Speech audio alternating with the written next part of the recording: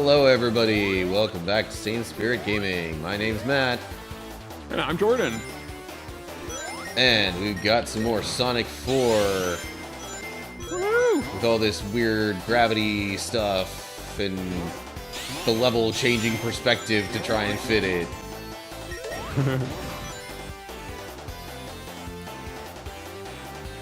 Also, this is, I think, the final boss of the, like, Sonic part. Oh, really? But then we still have the Metal Sonic section to do. Yeah. Yeah, this looks like a final boss.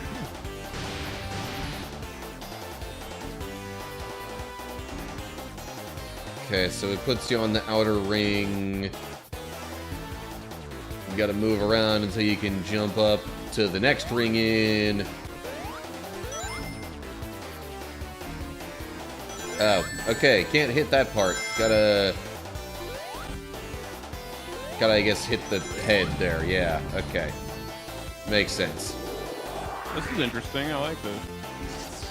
Oh, but now there's electricity on some of the spots. This is very creative. I like it. Ow. Also makes it kind of tricky. Like, what the heck? Okay, now I gotta be super careful because I'm out of rings.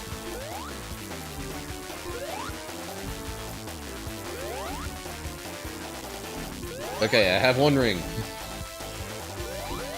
One ring to rule them all. I mean, hey. Okay. Sonic, you've won. You're good. No! Okay, I'm in the inner circle. And hiya. Yeah, you know, just a few more times of that. I guess, maybe. You're flying. There's like so much going on when it's spinning around that the stream to me is getting like a little bit messed up. It's funny. Oh. Because there's so much motion. Now the electrocuted spots are changing. No! Not my rings. Oh, jeez.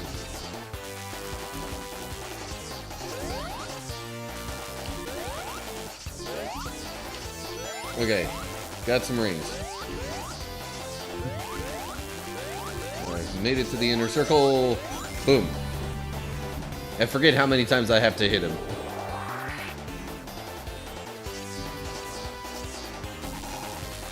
Oh, jeez.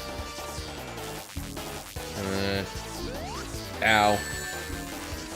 Yay, the rings came back to me.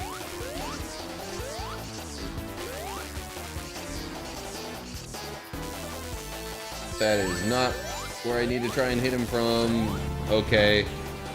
Somehow it worked the third time. There's a lot going on.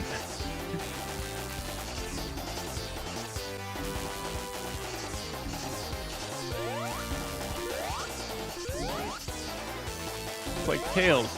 You can fly. Can you just fly up there and hit him?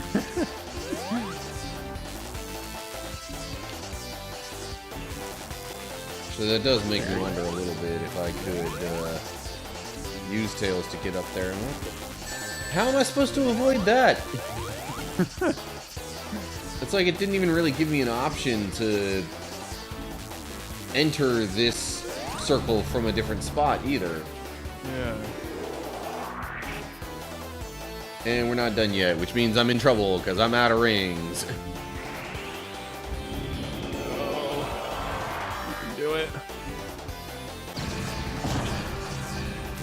Your statement did make me wonder a little bit, though. Yeah. Hey, I helped.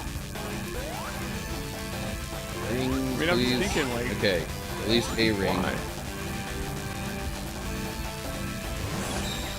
Need to do this now. Aha! Boom. Ah, it worked. Yeah. So, thanks for the suggestion there, Jordan. Yeah, no problem.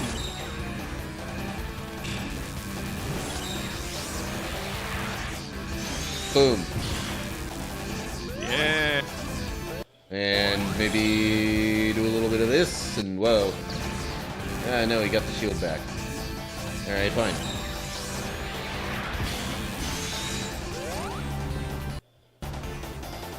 How many more times must I do Yeah, this? really. 3.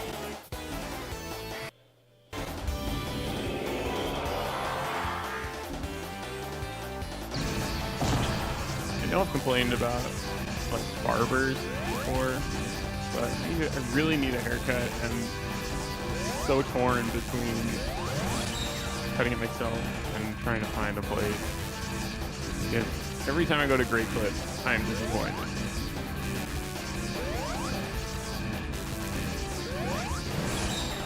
Nope, not what I wanted. That's what I wanted. Okay. Ooh. Funnily enough, Aha!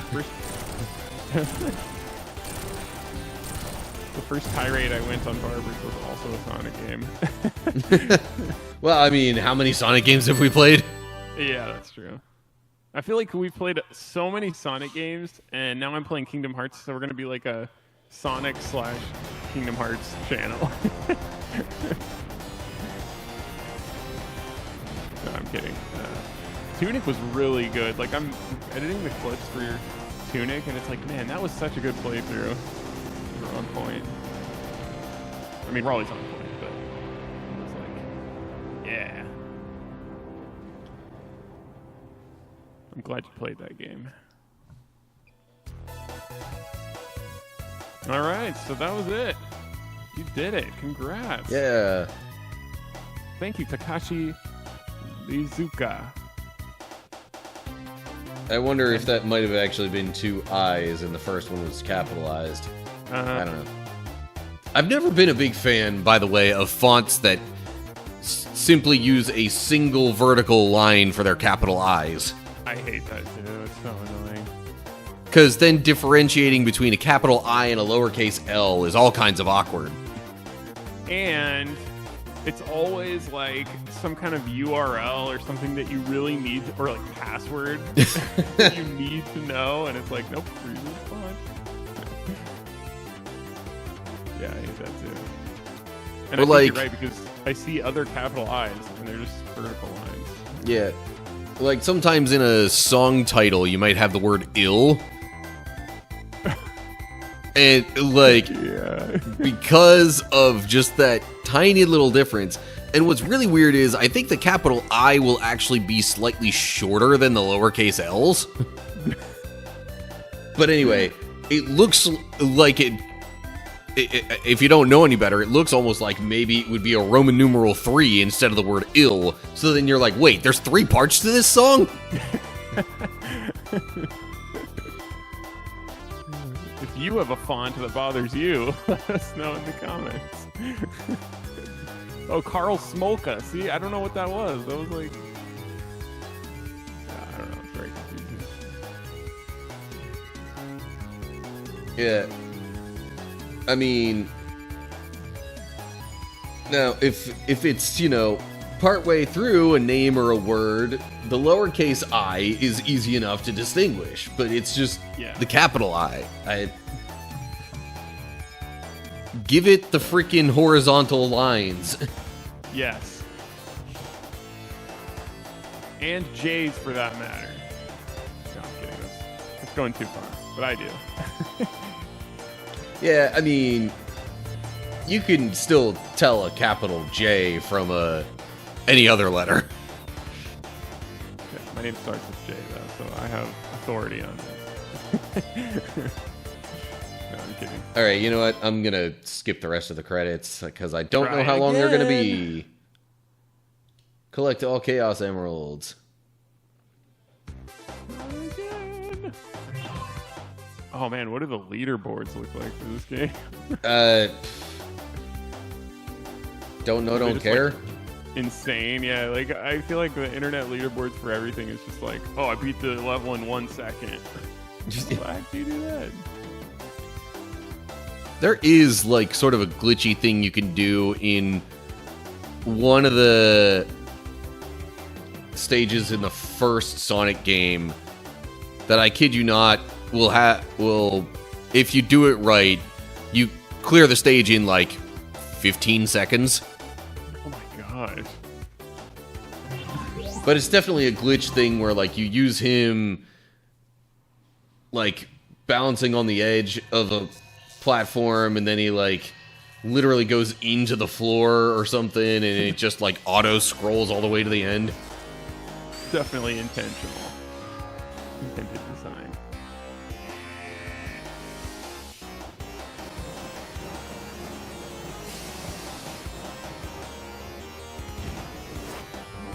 Dang. Can't believe you're gonna play as Metal Sonic. It's crazy.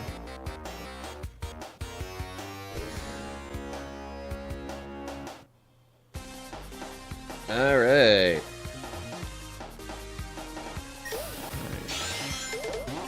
Jeez. Boatloads of enemies right off the bat there. Which is weird that they're also enemies for Metal Sonic. Yeah, that's true. That's kind of weird.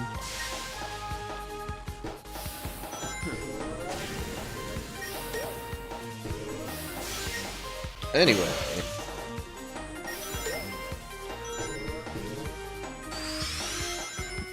So yeah, probably just gonna be normal level progress stuff for a little bit. But how come you can't fly? Just fly through everything. You never run out of energy. I do like Because game mechanics. Yeah. I do like the quick movement animation thing. But yes, I could do the passage of the day here. It seems like a good opportunity.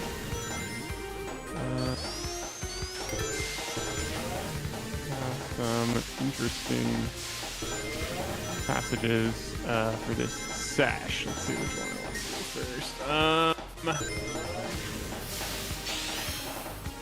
Okay. This is something interesting that I just found while reading John, the Gospel of John. This is, I believe that this is close to when Jesus is going to be, no, it's not. I'm sorry. Okay, anyway. He's talking to the disciples.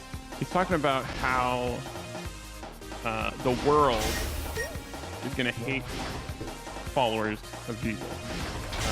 And basically, I guess I can just read from this. You don't really need more context. Okay, so this is the Gospel of John, chapter 15, verses 20 through 22. Remember what I told you. A servant is not greater than his master. If they persecuted me, they will persecute you also. If they obeyed my teaching, they will obey yours also. They will treat you this way because of my name, for they do not know the one who sent me. If I had not come and spoken to them, they would not be guilty of sin, but now they have no excuse for their sin. I've read this before, and I've talked about a different aspect of it, but this time I kind of want to focus on this interesting little piece here that is basically, basically not addressed, to my knowledge, anywhere else in the Bible, and that is, if I had not come and spoken to them, they would not be guilty of sin. There's a question of if you were born on a deserted island into some tribe that's cut off from the rest of the world, what happens to you when you die? How are you judged? Like, are you basically just screwed because you never heard about Jesus? And I feel like this verse kind of clears that up because And it almost talks about before Jesus was here too, because if he had not come and spoken to them, they would not be guilty of sin. At least a certain kind of sin. Like, I don't think this is talking about, like, hey, you can just do anything. But I guess the sin of not following Jesus. Because how can you follow Jesus if you don't know who he is? And anyway, I don't, this is my belief. I don't know that there's any doctrine that really supports this, but, like, I think those people, because there actually is an island where there is people who are cut off. Believe it or not, there's an island out there that is cut off from the rest of the world, and they don't want to disturb these people. As far as I know, so far they still haven't been disturbed. They're just isolated, and they're aggressive to any, like, boats that come and whatever. I don't know if they want to study it. What? What? Yeah, I guess I was supposed to get in the middle and use the steam to propel myself up. That was but how weird. am I supposed to know that? So anyway, my point is, these kinds of people will be basically graded on a different scale, so to speak. They'll be judged by a different set of rules than people who have heard about Jesus.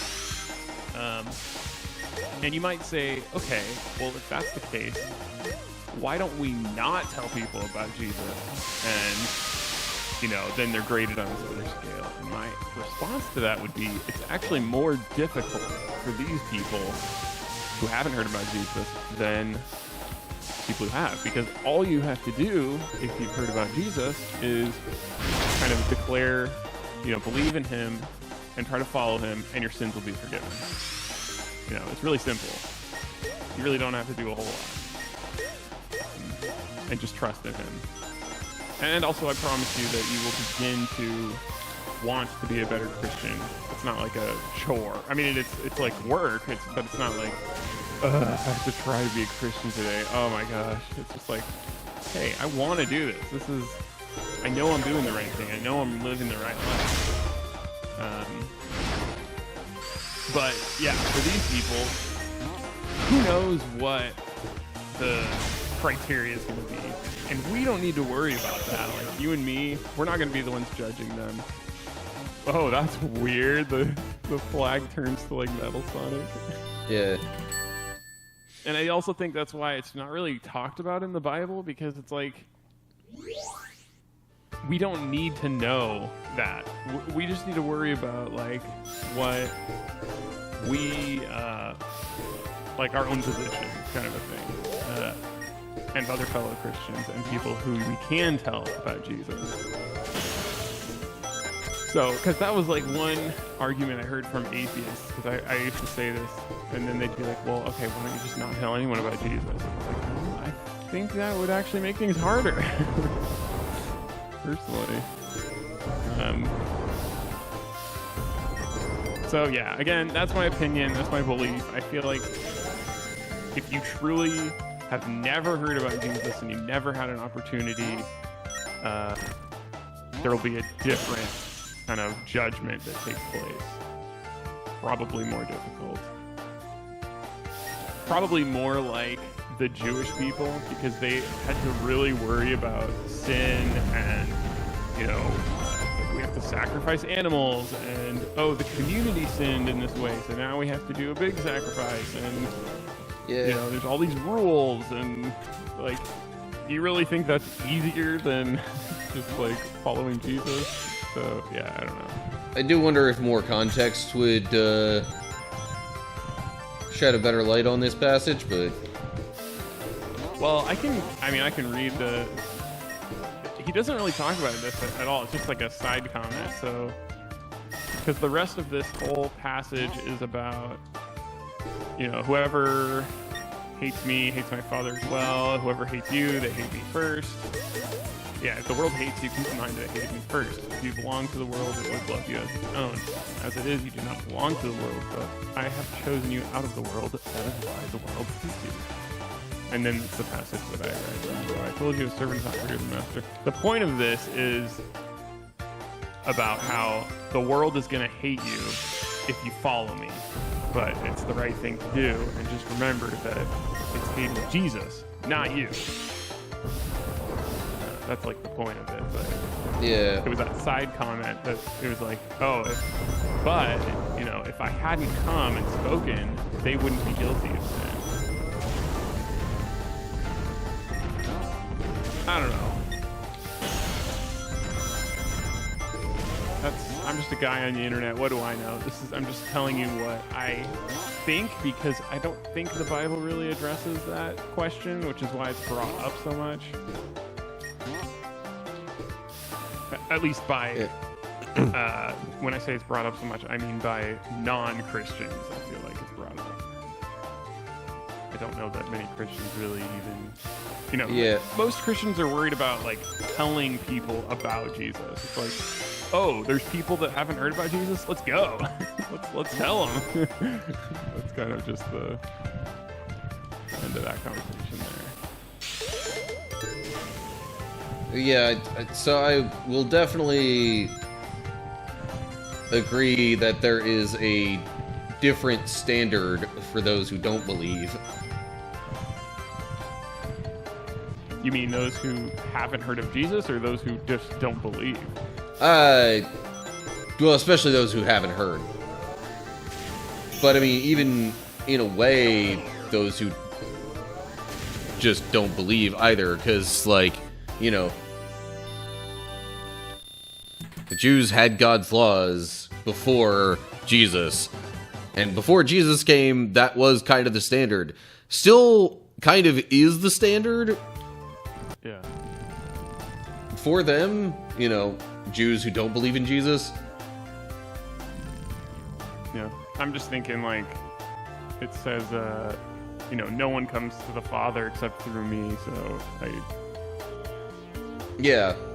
I don't know. Well, that's part of what the entire Old Testament kind of bears out, is that it's like so practically impossible to follow all of God's standards to the letter all the time.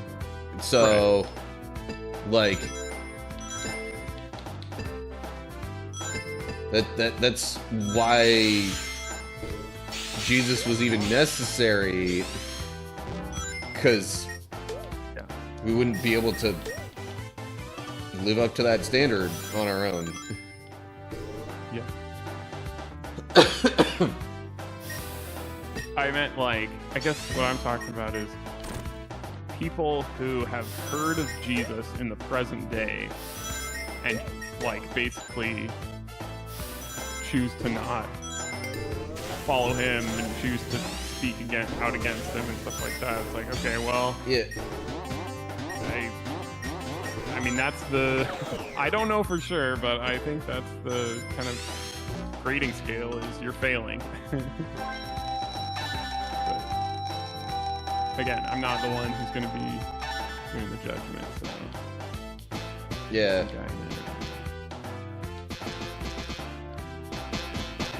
It's like, if people haven't heard of Jesus, and or even just, you know, heard his words, then yeah, they kind of have an excuse for not following his commands. But people who have heard, it's like, well, you know what you're supposed to do. There's no excuse. Yeah.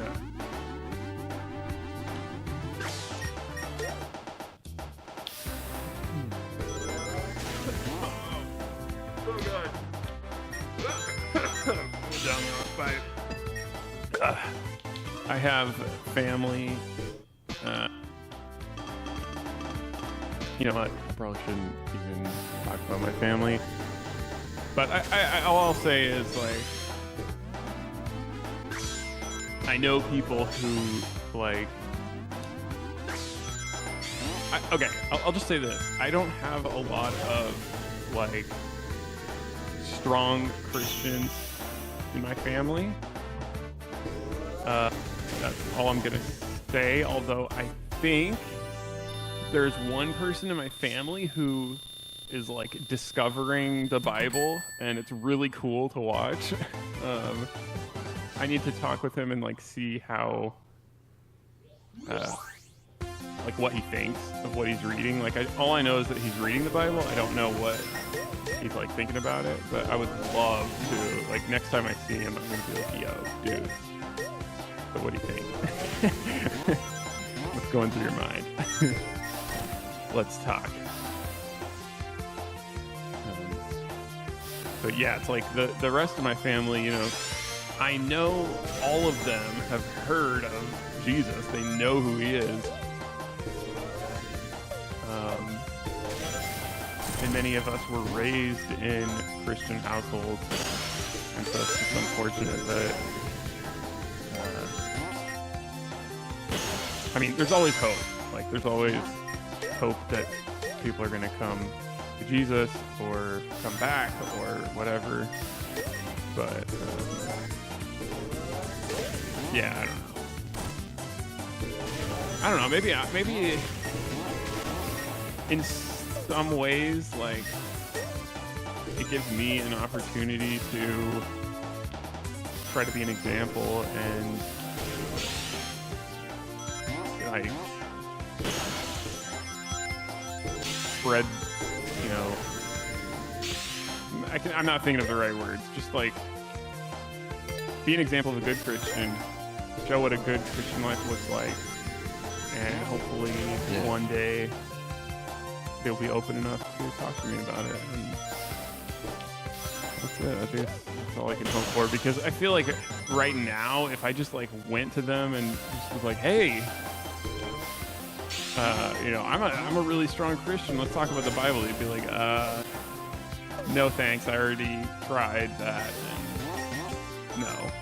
Or like, no, you're dumb, or, you know, I don't know. Yeah. They're just going to reject me, which is what this passage ultimately is about. Like, they're rejecting Jesus, not me. But I don't want them to get closed off to Jesus either. It's a weird... Yeah. I feel like they have to get to a place where it's possible to talk. Sorry, I'm just, like, spewing... stuff. Just like my thoughts.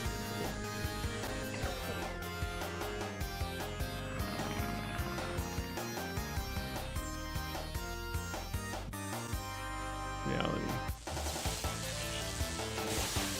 What about your family? It sounds like you come from a good, like, pretty strong Christian family. That's good. Yeah, my dad's side more so than my mom's, I would say. I think most of the people on my mom's side,